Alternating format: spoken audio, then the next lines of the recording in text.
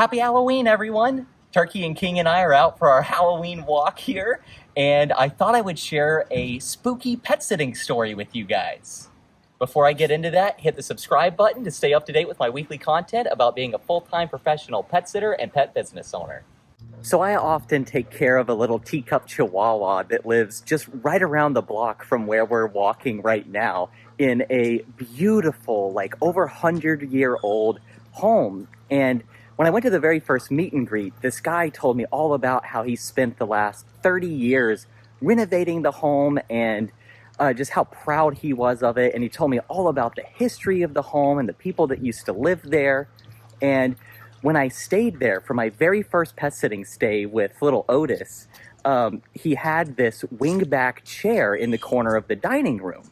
And one evening, Otis kept staring at this chair and just barking and barking and barking. So I went in there to see what was up, and the cushion was indented as if someone was sitting in the chair.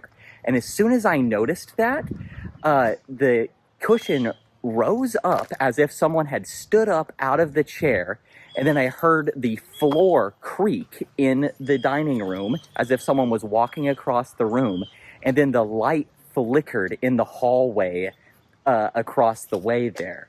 And of course I was freaking out. Little Otis was like watching this, barking.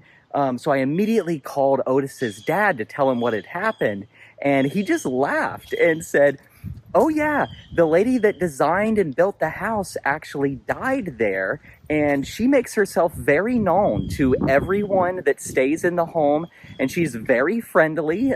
That is her favorite chair. That's where she likes to sit and just say hi to everyone." And it was no big deal to him, but I was freaking out. And he actually had this little glass display case in that same room, full of all of these little odd trinkets and collectibles and stuff.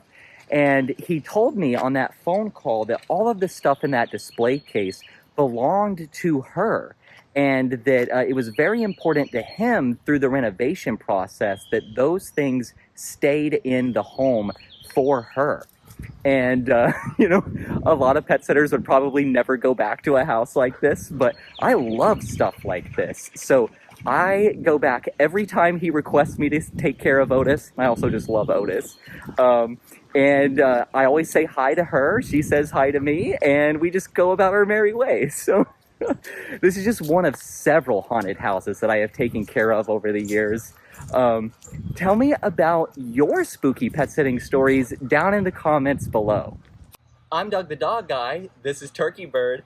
This is Little King, and we're reminding you to stay positive.